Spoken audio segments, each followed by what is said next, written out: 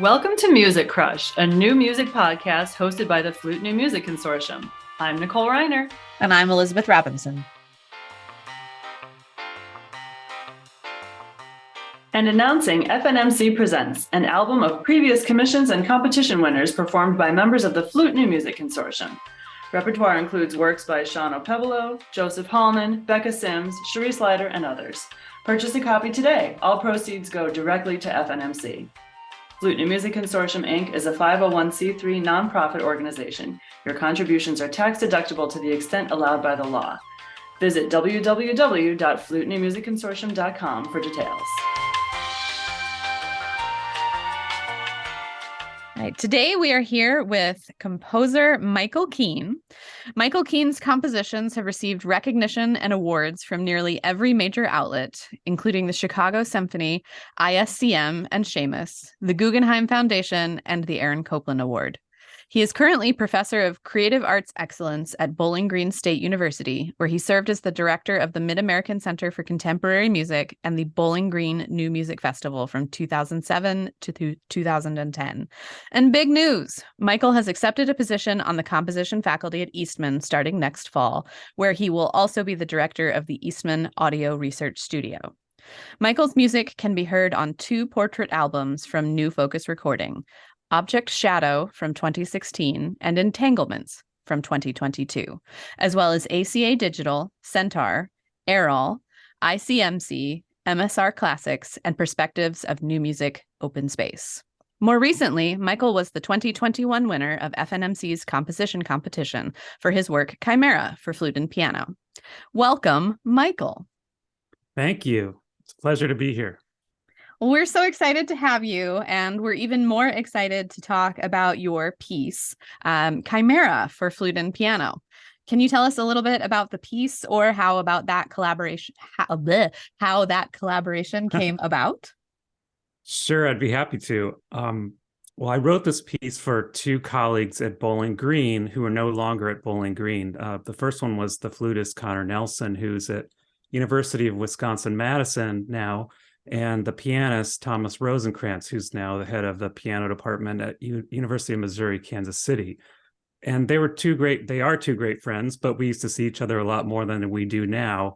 And I went to one of their concerts at Bowling Green. They had a duo that they put together that didn't really have a name or anything, but they played together all the time. And the concert I went to, they played a piece by Jonathan Harvey, the British composer. And it was a piece called Run with Lightning, I think is the name of the piece, flute and piano piece. And the whole concert was just fantastic. I think they also did the Copland piano variations, piano and flute piece, whatever that's called. Duo. Okay, that's right. I'm talking to flutists, so you all know everything. Every mistake I make with the flute literature, you're going to have it right there.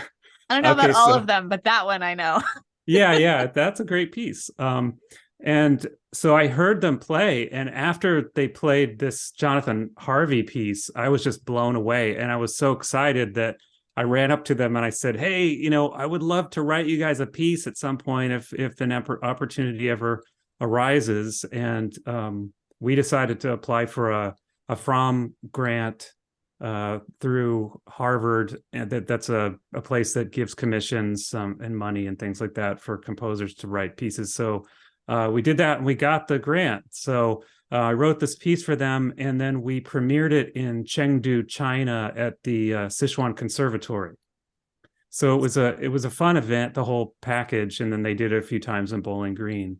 So that's how the piece came about. And a lot of my pieces come about that way. It's just probably like most composers, it thrills me to death to write for people that I know and like and admire. And so it's a fun way to just carry our friendships forward, I suppose, through art, which is probably why one of the reasons we're all musicians, I suppose. So do you want me to talk a little about the piece, or? I'd love it if you would. Okay, well, it's a piece for flute and piano, of course, and it has, it's maybe 12 and a half minutes. But the idea of the piece comes from the title that you mentioned, Chimera, which is a strange beast with, I think, the head of a lion, maybe the other parts of other animals. Maybe it's a sheep body and a dragon tail, something like that. And so it's this kind of terrible monster. And a lot of people use that word also to mean, something that's sort of like a mashup of different things. So that's the idea behind the piece, is that there are 6 different musical characters. And I decided to put them together in kind of a mashup, so that the 6 characters get paired for each player. They get paired between each player. So maybe one character is grazioso, graciously, and another one is perhaps misterioso, so mysteriously. And maybe the flute has the grazioso and the piano has misterioso. So in one section, there'll be these 2 characters that are different. So the music is sort of stilted, between the 2 players in different directions. But in other places in the piece, they might both have the same character. So it kind of goes on throughout the piece like that. And there are maybe 36 sections to the piece. And each section kind of carries one of those characters across to the next section. So there's kind of a smooth transition between these characters. And I felt that really was an idea that hit this ensemble well, because one of the things that I noticed about these 2 players is that they have a kind of recipe of fire that comes together when they play. And they can also do very gentle, nuanced things. Everything they play is nuanced, but it's, they go from gentle to almost like violent and exciting. And I really like this. So I wanted to cover the full spectrum of possible musical characters that they could play. And that's really, where the piece came from. So it's kind of like a piece that puts together all kinds of things that probably shouldn't go together, but somehow probably do go together, hopefully. So that's how it works.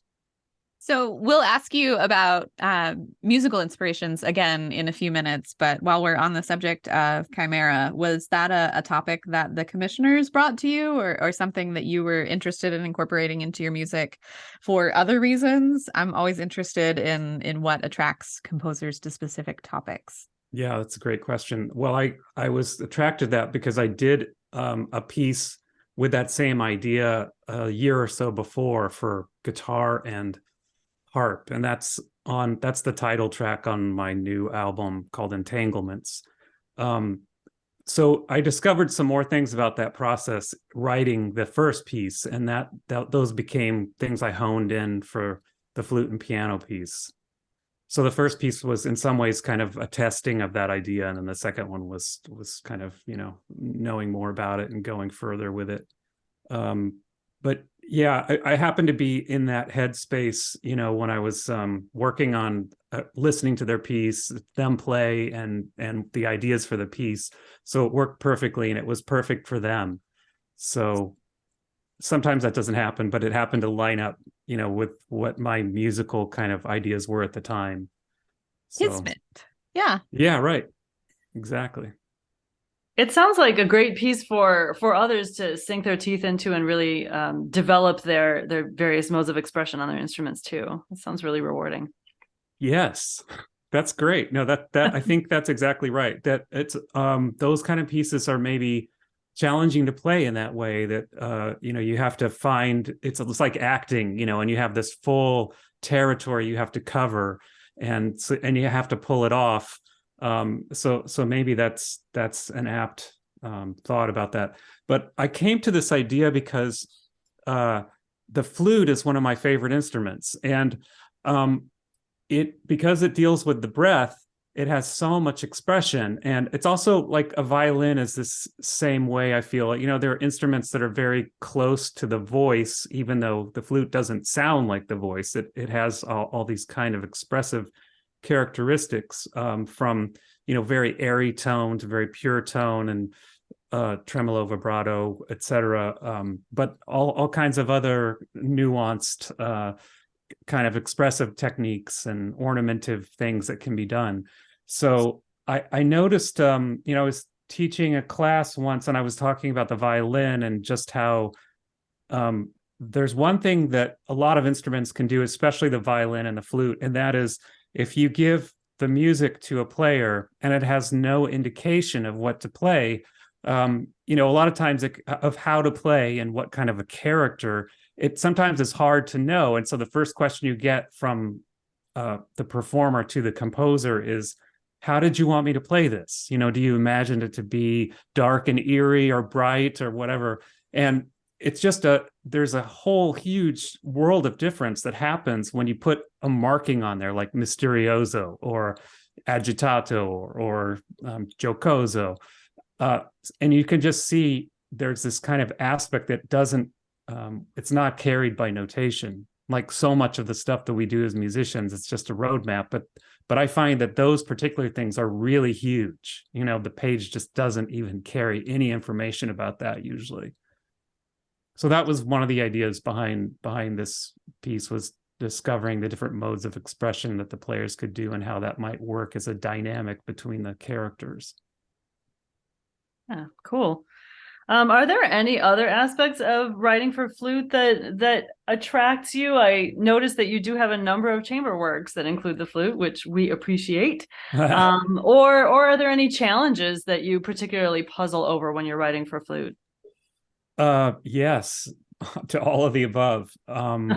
So I think when I was in high school, my sister played the flute, and she dropped the flute sometime when she was in high school, and maybe when she first started high school and I was in high school. So we had this flute, and I was a jazz player at the time. I played jazz vibes and piano and also percussion. But I had this real love of the flute even back then. So I tried to learn how to play the flute. And so I'd say, it's a hard instrument. And I never was able to really get very good at it. And I didn't really put in that much time, but I always carried that with me. And when I wrote this piece, I had a flute to work on. So, I sort of tried things out and those kind of things. So there are a lot of different things over the years that I've tried with the flute. And I guess they all stem from this idea. Well, I have to go back a little further, because the reason I like the flute so much is probably because as a jazz player, I first heard this flutist that I really, really liked. And I just thought, this is an amazing instrument. It was Hubert Laws. Oh, yeah. Yeah. And good taste.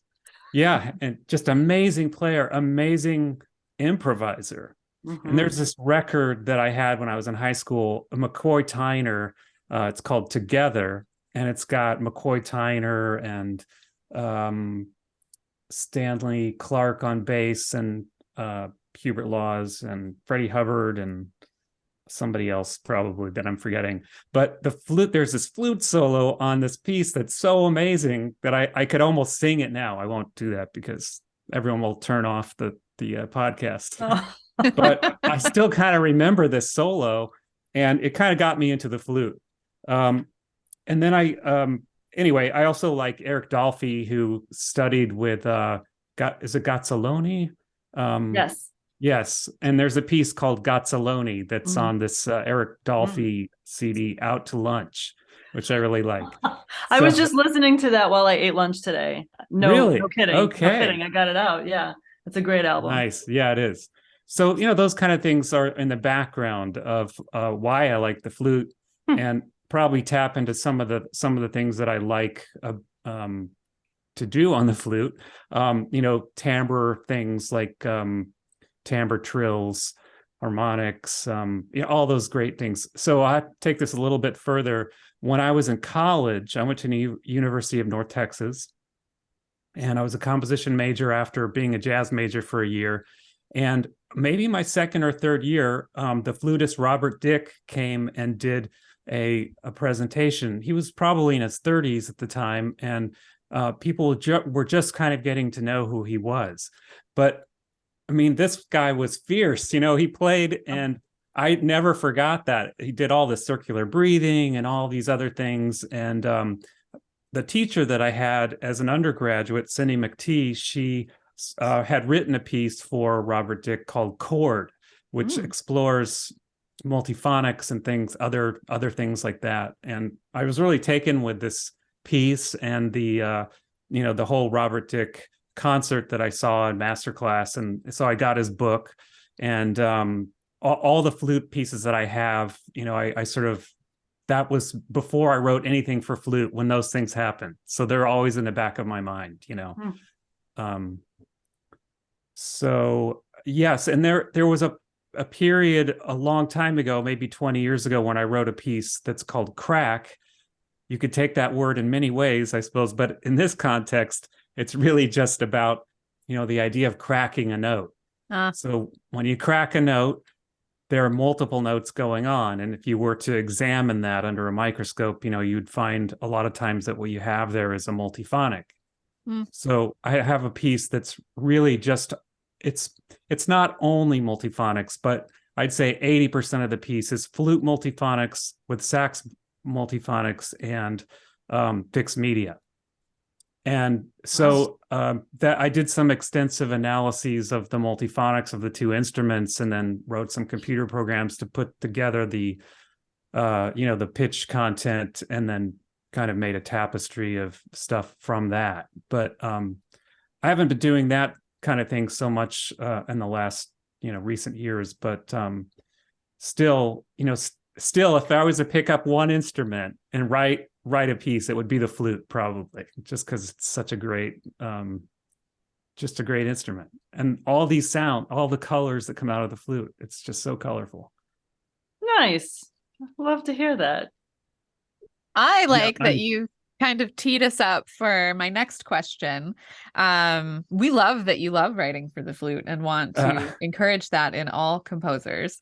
But as I was familiarizing myself with your catalog and going over some of your accomplishments in your bio, we noticed that you not only teach composition, but you run a new music festival, and you have a rather extensive catalog of electroacoustic works. Do you have any advice for performers who are hoping to become more comfortable with electroacoustic collaborations? Yes. Well, I'm glad you mentioned that, because one of the things that I'll be doing at Eastman is, one of my plans anyway, is precisely that, is to kind of get more performers on board and help them learn how to present concerts that involve music technology, for electroacoustic music mainly. So I would say the main advice that I would have for anyone that wants to do electroacoustic music with an instrument would be, first of all, just don't be afraid. You just have to just go out and conquer. There's usually, there's so many people out here right now in the world that have expertise with some facet of technology, because especially after the pandemic, you can't function, without learning certain things. So if you get enough people together, you probably have the knowledge already to do a lot of these kind of things. But it's actually not too difficult to get the knowledge that you need to produce a concert that has electroacoustic works, even some live processing and things like that. There are just a few kind of basic things that you need to know about some basic areas in music technology to do that. And they're not hard things, but it's helpful if you have someone that can just kind of show you the ropes instead of not knowing where to look or whatever. But I think that's one thing that I'm sure we'll see more of, in the next decade, as decades move on, is just performers having a much better training for those kinds of things, because we have a lot more literature too. And I think a lot of people wrote a lot of electroacoustic music in the pandemic, it turns out. So there might be a lot of pieces just from the last few years for flute and at least fixed media, if not live processing. Sure. I definitely see the wisdom of it post-pandemic. Yeah. Also, in getting to know your catalog, I was really struck by how many evocative titles you had. A couple that stuck in my mind were Devouring Time, which for our listeners is one of Mikel's pieces for solo marimba, and Double Labyrinth, which was for flute and marimba, as well as a number of others. Where do you draw your compositional inspiration? For the titles or for the pieces, or both? Both. Okay, that's a great question. Well, first of all, I think titles are really important. So I actually spend quite a bit of time selecting a title for a piece. Sometimes it comes before, sometimes during, sometimes after. But I think for those of us that have been to many concerts, like we all have to do, whenever you see a new piece that doesn't have a good title, and by that I mean, maybe a benign title like Sonata Number 2 or something like that. I mean, it does no harm, but it doesn't help the listener in any way really grab a way into that piece. So I like to find a title that has something to say about a way in, that maybe sets somebody up in their mind really quick to just, wonder what that is. Let's see.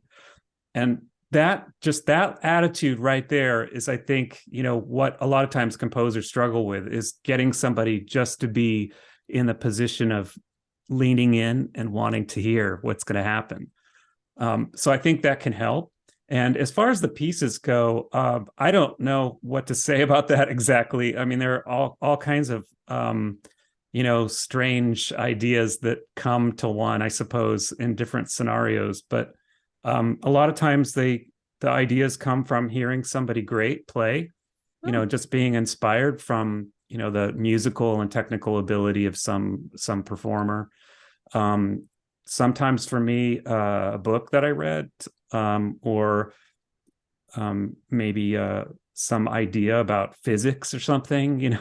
I like to read about physics sometimes, so those kind of things can be just sort of interesting. I have a few new fixed media pieces, and the last piece that I wrote just a few months ago is called Perseverance and Artist Rendering. And so it's basically, the idea is that it's a piece about Mars, and the sounds all come from the Mars Perseverance rover. Oh. So they, the NASA put up the rover on Mars, and then they put some microphones on the rover, and they sent back, you've probably heard the sound that you can hear online, but they've sent back some audio tracks from the rover. They're real short, and there are not that many of them, but they made them publicly available, and they're in high quality format. So I made a whole fixed media piece that's kind of my artist rendering about what I think it might be like on Mars, the sound world, and what kind of things sonically would happen on Mars. It's purely fictitious, of course, and there's a lot of liberties that I took with this project, but so that's one example of being inspired by, something that I just saw every day online or something like that. But it has to do with maybe physics or, the cosmos, things like that. So there are often all kinds of ideas that I'll get from various places, and I tend to write them down. And I think that's pretty much normal for any composer. Things just hit you every once in a while, and then you go with it, because you have to be excited about what you're writing about, and if you try to just write a piece usually that you're not really into it, at least for me, it doesn't usually happen. It's just like pulling teeth, and then I give up. I really have to have something I'm very drawn to, and almost a idea that I'm kind of obsessed with at the time to get things to happen that way. Maybe you feel the same way about performing. I mean, I think the idea of creating something from where there was not previously something is just fascinating to me. So I'm really interested. Were you on the hunt for topics to write about when you were attracted to the sounds from Mars, or were you already just really fascinated with the sounds from Mars, and also you had a space on your desk for a piece? Like, how does that work for you? Yeah, I got inspired when I heard the sounds, because it's the first time there's ever been sound from another planet that was air, atmospheric sound. There have been sound made from machines like other spacecraft that were internal sounds, but they weren't measuring the atmospheric waveforms, like regular sound that we have on Earth. So I forgot what you asked exactly about that, but I think it was just a chicken or egg situation. Oh yeah, right. So you were inspired by the importance or the significance of the sound. Yes, exactly. I was, for that one, it really grabbed me, and so then I wasn't planning on necessarily writing that piece or a piece for fixed media at that point, but it was one that was pretty easy to do because of that. Other pieces, I'll have queued up for a few years sometimes, and I'm just waiting to get to that point where I have time to do that particular thing, because of the schedule of me or other people that are involved, or the venue, or, those kinds of things. You also mentioned physics as a source of inspiration a couple of times.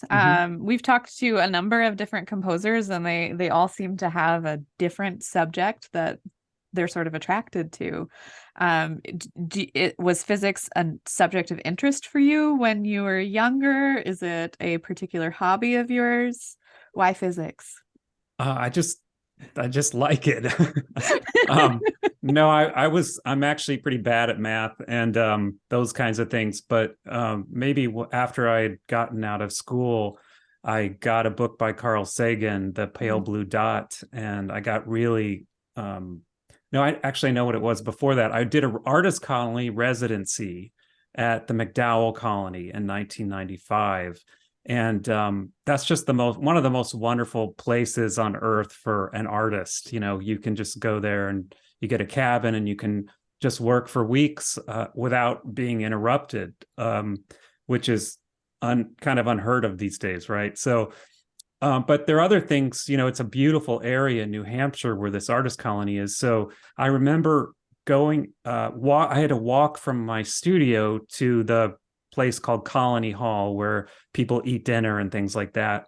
And I was actually staying at Colony Hall, but I had a studio which wasn't a live-in studio, and it was way out in the woods. So I would have to walk there because I didn't have a car, and it took maybe 25 minutes to get to the studio. So one day I was working really hard and I neglected to see that it was dark outside, and I needed to go back to go to bed. And so I walked back, got my nerve up. It's very dark out there. This is my point, is that it's extremely dark. There are no city lights because it's out in the country. And in fact, that there was no moon at this particular time. So I remember somebody telling me, if you get stuck out in the dark, what you want to do is you want to look up at the stars so you can see the break in the trees. And that's how you'll know you're on the road, because you'll feel it on your feet, of course, but you can look up and you can see where you're going that way. And you'll know you're not, in some bad place in the forest where, a deer is going to come attack you, or Sasquatch, something like that. Right. So anyway, I looked up and I just saw these stars, and I'd never seen that many stars before. And that kind of got me started in this, just interest in physics, that's been going for a long time, kind of waxes and wanes. But I love to read about these kind of concepts, and then sometimes I get a musical idea from those things. That's a great story. I love that. Yeah, Michael, you obviously have created a very strong artistic voice for yourself. And you seem to have a strong track record of finding organizations that appreciate individual works. Do you have any advice for up-and-coming composers and performers when it comes to finding or creating those opportunities? Oh, I don't know if I have advice, but I guess I could just say that, anybody that's a composer is probably already super passionate about doing things. So I think, my experience has been the passion kind of drives people to do the things they need to do to get things done. But yes, you have to sort of like, I guess just meet a lot of people and don't be afraid to approach performers at concerts. I mean, that's a classic. I like to think sometimes we composers are mostly introverts, but we're introverts that occasionally like a lot of attention, it turns out. So I'd say that, it's hard for introverted people to go up and just, cold after the concert, meet somebody up on the stage. So that's really, if you don't do that, a lot of times opportunities can go away just because you don't meet somebody. You might have the greatest things in common with that person, and they might love what you're going to do, and vice versa. But if you don't talk to them, nothing's going to happen. So that's one that that I think everyone realizes. Some people have personalities where they're people, and so they're able to just go out and harangue up the troops to do their music really easily. But the rest of us, don't have that. So that's something that's been, a little bit of a challenge for me over the years, is just to kind of try to not be afraid to talk to people or shy. So that's one. And then, applying for things is another thing, being on the lookout for stuff and putting things together, putting together projects, documenting your work with recordings. Those things are all terribly important. I think a lot of young composers that I see, they want to do all these projects, but I think sometimes they don't realize how important some of those things are and how important it is to just do a good job in everything, like do your A game at composing, at putting together projects, at making sure that your recording is, the best possible recording, those kind of things. Just having this idea of getting everything as excellent as possible, I think, is super important in our field. Yeah, that's great advice. It's a great reminder. It's a lot of work. Every aspect of what we do is so much work. So you really do have to have that passion to stay, working, I guess. Yeah, absolutely. I'd like to stick with this advice thread a little bit longer, and it's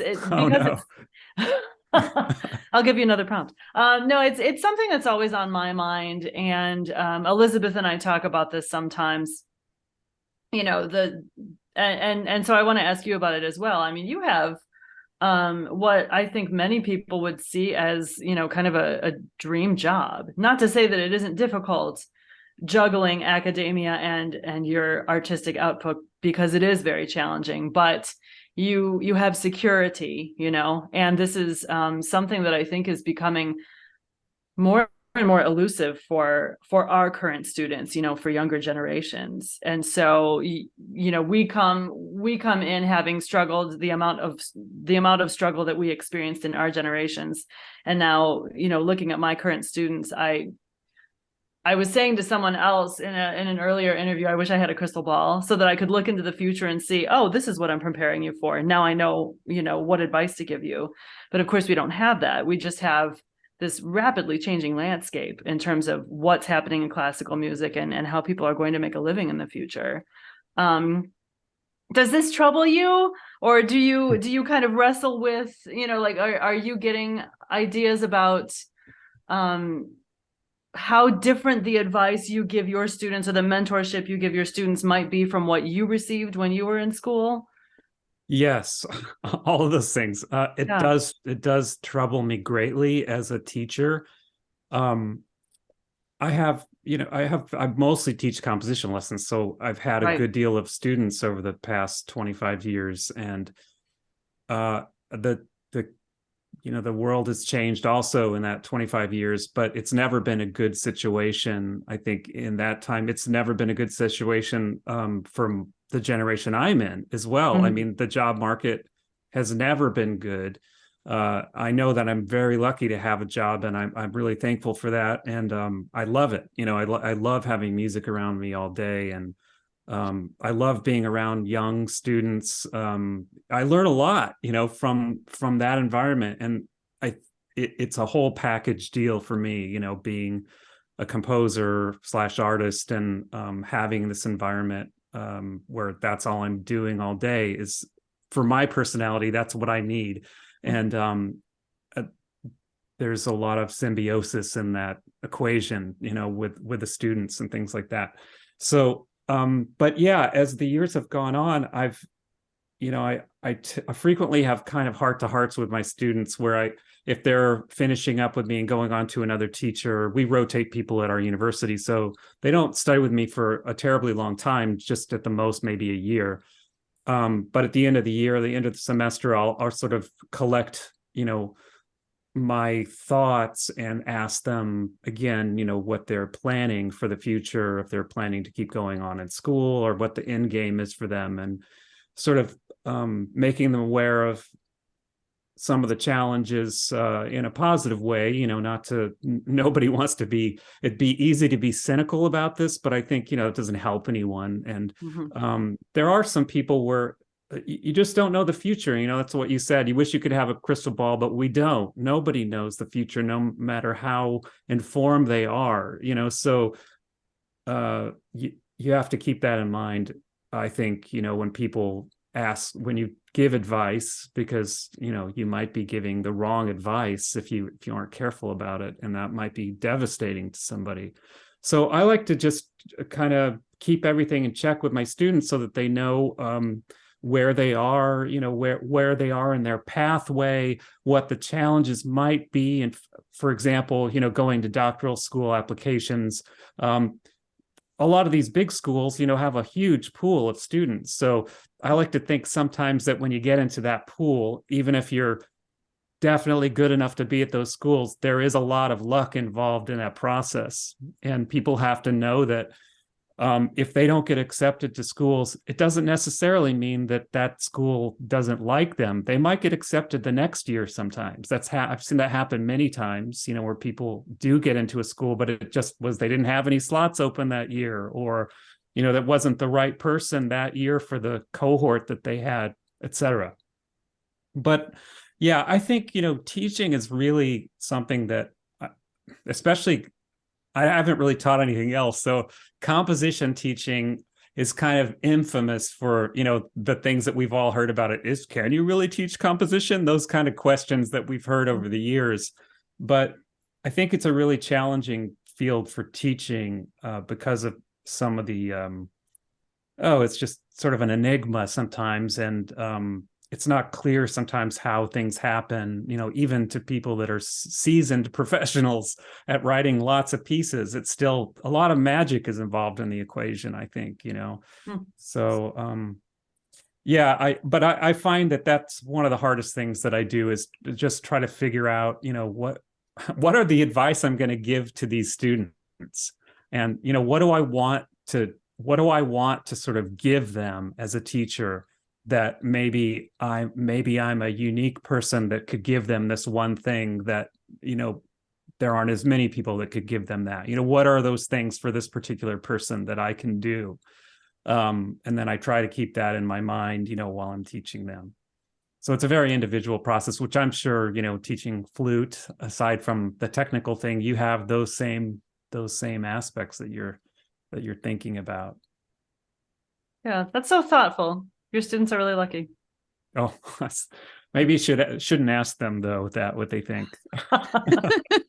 Wait till a couple more weeks pass, their grades come out, and they get used to the. No, I'm just kidding. Right. Yeah, same here. Then we just had finals week. This is finals week for us. So. Well, speaking of finals week, and I guess turning to a break in which you theoretically have more time to wear your hat as an individual artist, do you have any pieces that you're working on now that you'd like to talk about? Yes. Just starting today, I started working on a new piece that I'm writing. This is so appropriate because I'm writing it for Connor Nelson, the person that I wrote Chimera for. And Connor asked me to write a piece for him and an oboist friend and a pianist that he's going to do on a concert. And I don't know if I'm allowed to say where, because I don't know if he's gotten all the details. But anyway, he's planning kind of a big concert, maybe a year from this May. But he wanted the piece fairly early so he could work on it. So I'm working on this piece for flute, oboe, and piano. Which isn't a combination I've written for, except for in large ensembles. Sure. And so that's been interesting because I've been listening to, some of the literature and kind of gathering my thoughts on what kind of piece that I would like to write. It's been a few years now since I wrote the Chimera piece. So I don't think that particular technique is one that's in my headspace right now. So there's some other things. I've been researching canons, and so I think the piece might have a lot of canons in it, but I don't know yet because I haven't written the piece. And sometimes things change, when you do these projects. So sure. that's the project is trying to get something at least going really well before school starts in a month. Well, that'll be something exciting to look forward to, both your finished piece and Connor's eventual performance of it. Yeah. Yeah, well, I look forward to hearing it and working again with Connor. He's great. But I don't know exactly what I'm going to do for this piece yet. So Well, it sounds like it's very early in the stages, so I would be shocked if you had a concrete plan. well, the it's same early in day. the stages, but he asked me to do it about a year ago. So I've been thinking about it for a long time. I have no excuses. Well, maybe now that it's real, it's going to become more concrete. Yes, it will, because it has to. So, but deadlines, composers and deadlines are something that don't go together and do go together, I suppose. For me personally, I like the deadlines because they make things happen, but things can get stressful, I suppose, when you have a deadline. Do you think it's the stress that makes the thing happen? Like the deadline is helpful because your brain starts kind of amping it up as it looks at the calendar? Yeah, I do kind of, at least for me, I think that that's the case. I think the sheer terror of an approaching deadline makes the neurons rattle in a way that no other thing can. So, yeah, so I've always, since I started composing, I've always kind of worked with a deadline. And when I didn't have one, things didn't happen, So I even build in a deadline for myself when I don't have a deadline. So that I can kind of trick my brain into, getting things to come out. So your brain believes it. I always wonder this, because sometimes I try with people who I know run really late. I'll say, "Oh, say it's an hour earlier than it is," or whatever, and they know it's a lie, and they show up late anyway. But your brain believes your deadlines when you impose them yourself.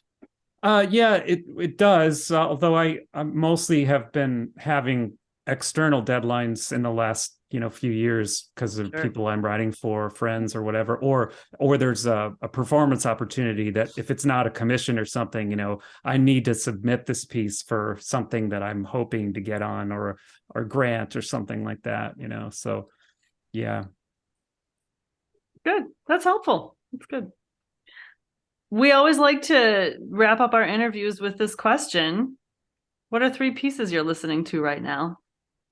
Oh, well, I guess the pieces I'm listening to are the pieces that are flute, oboe, and piano. Nice. Which I sort of randomly found on Spotify because there's not much that you can find, it turns out, for flute, oboe, and piano. Yeah. But though it is a lovely combination, I have to say. So I found this, I found several CDs, but the best one that I found that was closest to maybe the kind of music I wanted to listen to, because it was maybe closer to something I would write, was this CD of British, or I'm not sure if it's all British, but I think it's called British music for flute, oboe, and clarinet. I mean, not clarinet, oboe and piano. I'm sorry. I was trying to read what the title is called because I wrote it down here. Yeah. British music for flute, oboe, and piano. Nancy Ruffer flute. I don't know who that is, but New one on me too. Yeah. It's a nice CD. And the pieces that are on there that I really like, and I've been listening to a lot because they kind of give me some ideas about doubling and timbre with the 2 instruments, register, and the combination of the 3 instruments, etc. But the pieces are 2 pieces by Thea Musgrave, Impromptu for flute and oboe, which is really nice, and then the trio piece, which is trio for flute and oboe. Really nice pieces. And then another piece that I really listened to a lot was a piece by Richard Rodney Bennett called Sounds and Sweet Airs for flute and oboe and piano. I suppose you all probably know those pieces. I know the name. I'm working on a movement of a Richard Rodney Bennett sonata right now. So I was like, oh, I'll have to check that out. Yeah, I don't know that trio. Nice. Yeah. So those are just specifically for this piece, just to kind of give me an ear into that sound world. Yeah. Not British, but have you listened to the Madeline Dring trio or the Damas trio? I think there's 1 or 2 by Damas. Yeah, I know the Madeline Dring. I don't know the Damas. And There are a few other pieces on this CD. I don't think, the Dring, I'm not sure if the Dring is on there, but it's on some other things that I've found. Could be on there. There's a piece by Edward McGuire, 3 dialogues for flute and oboe, that's nice. Oh. Doesn't have piano though. And yeah, but I don't know a whole lot of pieces for just those instruments, Yeah, there's not a ton. I think there might be a Gensmer too that I like, unless that's for bassoon. Well, you can cross-reference there and see if I'm wrong, but there's an Elliott Carter piece, Elliott Carter flute, oboe, cello, and harpsichord sonata. I don't know that one. But it has, cello and harpsichord, not right. piano. Not helpful. Pretty cool, but not helpful, yeah. Yeah. Well, we'll have to tuck into these. I mean, this is the Musgrave is great. The Richard Rodney Bennett is new to me, so thanks for adding to my shopping list. Sure. Well, Mikel Kuehn, thank you so much for joining us today. Well, thank you all too. It's been a real pleasure and a lot of fun. Yeah.